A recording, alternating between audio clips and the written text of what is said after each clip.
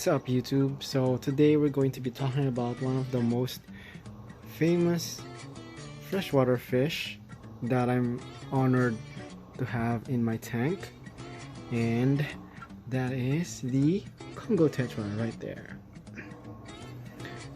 So these fishes are very colorful. They have really nice coloration, especially the males. They're very friendly. That's why they're very popular in the aquarium hobby, because of their ability to mix with a lot of like species of fishes, and that makes it easier for the owners to like get more fishes instead of picking what fish would work with them. They're not very picky eaters as well. They would eat everything you would throw in the tank. I feed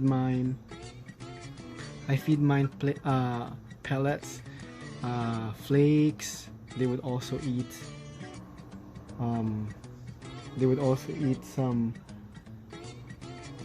wafer, like algae wafer. And as I mentioned, they're not very picky, so like whatever you will give them, they would eat. Before, I used to have a tendency to not buy this fish, because I was trying to avoid them, because like I love the look of planted tanks, and from what I've been reading, they seem to munch on some of your soft leaved plants. So I was very scared that if I do get them, then they're just gonna end up munching on the plants. But so far it's all good, because like these guys have been eating a lot, but they've never touched the plants here in the tank. So okay, their scientific name is actually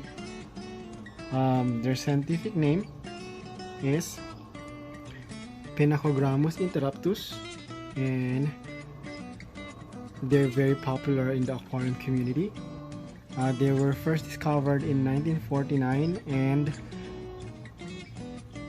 however, due to the breeding difficulties, it wasn't until the 1970s that they became very obvious and very prominent in the aquarium hobby.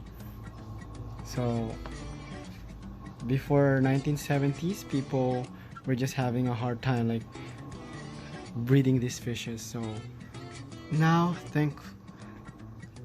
we're thankful for like technology, and also for like further research done on how to like breed these fishes successfully. It's one of the most common fishes in the hobby. So these fishes would usually live for at least like 3 to 5 years, but obviously in the wild they would tend to like live longer, just because there's like just constant water parameters there, and I assume if they escape the predators, then they would have a higher rate of reproduction in there compared to like being in tanks. So also, tendency of fishes in the wild is to be bigger, just because they have more space, and they have the tendency to eat all the time as well, because like food source, I'm assuming, is more present in the wild. So like they would eat anything. These fishes, as I mentioned, would eat anything. They would eat insects, they would eat worms, they would eat flakes, and they're omnivores, so they would also eat plants.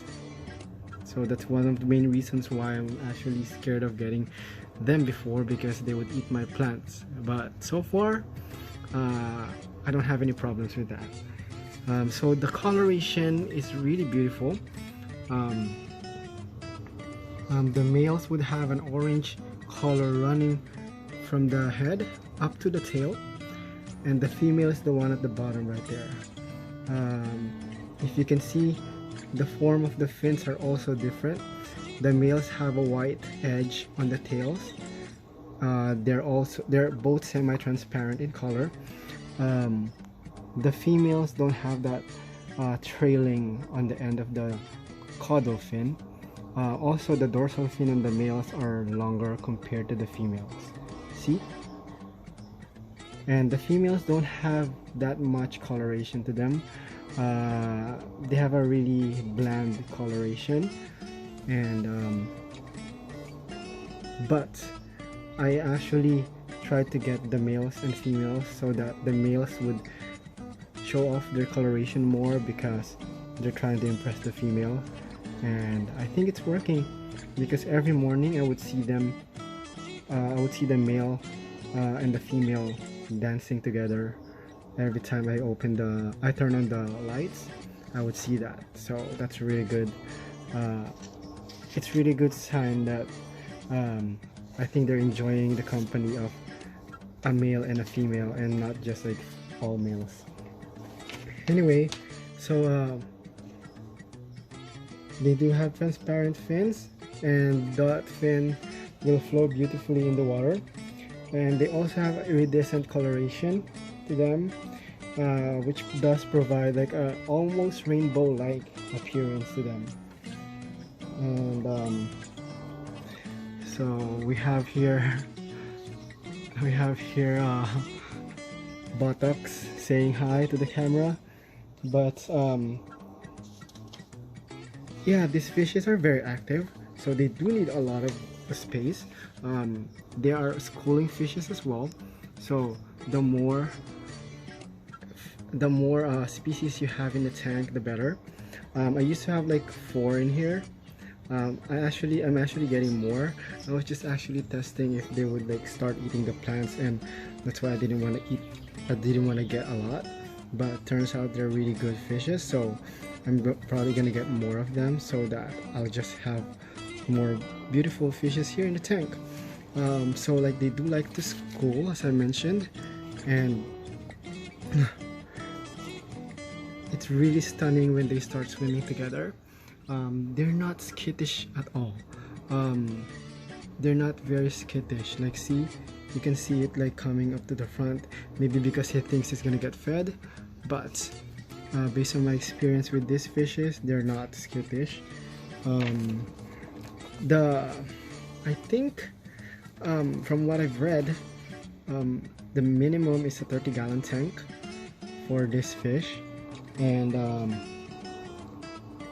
probably around like in that 30-gallon, like a 4 or 3 fishes would fit perfectly.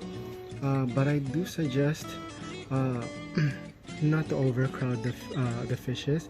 If you're gonna get more fish together with the Congos, because these fishes love an open space, so I do suggest to have a bigger tank if you can.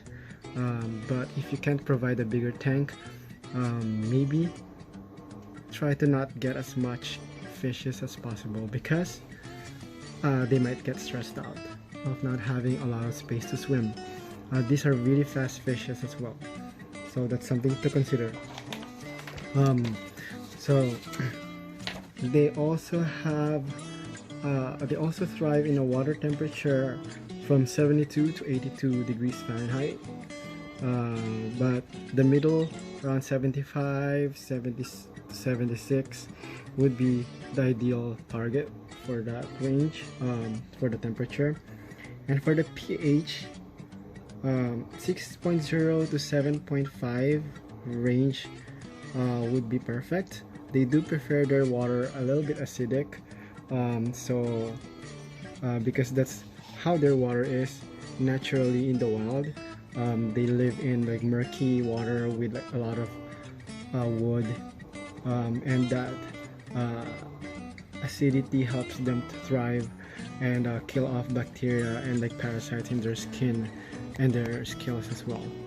So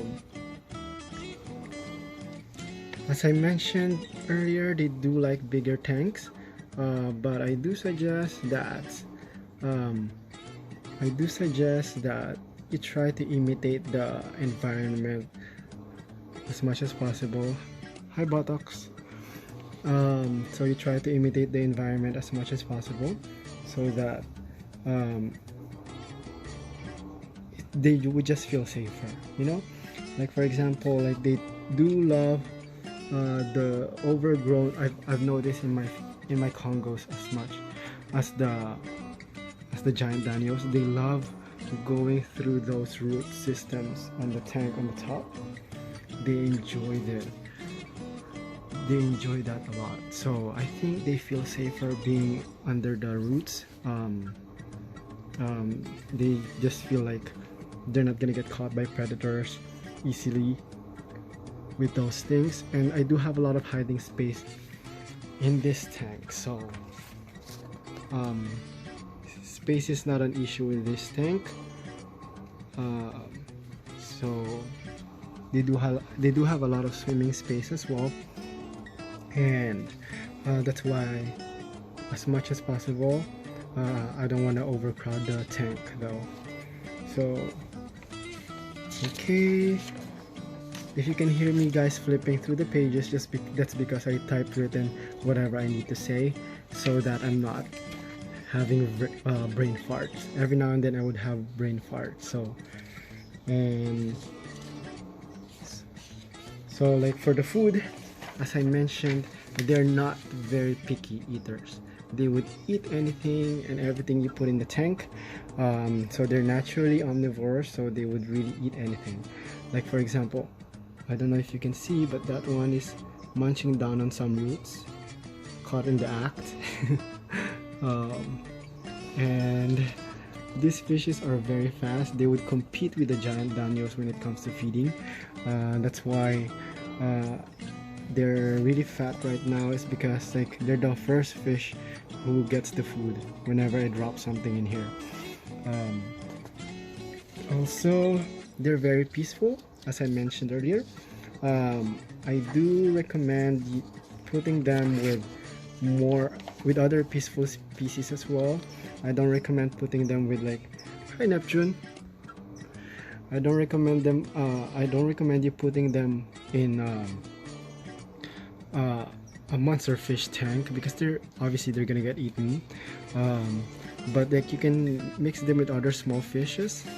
That's fine, because they don't bite. They're not very nippy. Like see these angels right here, they have like really long fins. So if you put a nippy fish in there, they will just try to eat those fins. But the Congos are really nice about that. So like they're really good at that. So I mean, they're really good at not nipping on other fish's fins. So yeah. So that's one of my most favorite fishes, freshwater fishes, and I think they're like really beautiful. These guys are really young though. They're gonna get bigger. These ones are probably around like 1 inches or 2 inches. So they're probably gonna get more big and more colorful as time goes by. But so far, I'm really happy with how they look, how they behave, and I love these fishes. So if you guys want anything more, any more species profile in the future, let me know which one you want to know.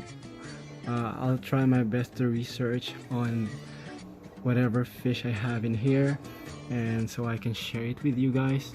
And I'm sorry if the angel fishes keep interrupting my talking, because I think they want some food. Actually, let's give them food and then we're gonna say goodbye to you guys, okay? Okay.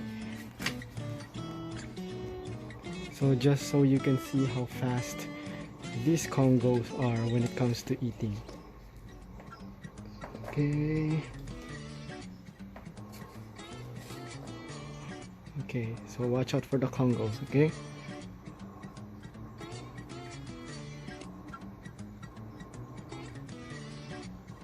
Once they notice there's food, they're just gonna start competing with the giant danios when it comes to eating.